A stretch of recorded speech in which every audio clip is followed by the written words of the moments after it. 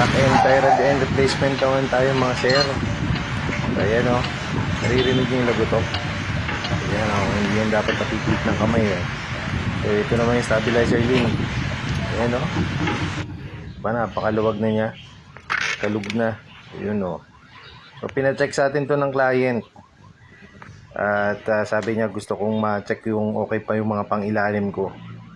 Ayun o. Lambot na o. Bagsak na yung rack end niya. At saka itong tie rod end, kalug na rin. Palitan natin yan. Ito yung pang palit natin. Ang in-order nila replacement 555 brand o 345 brand. So yan yung stab link.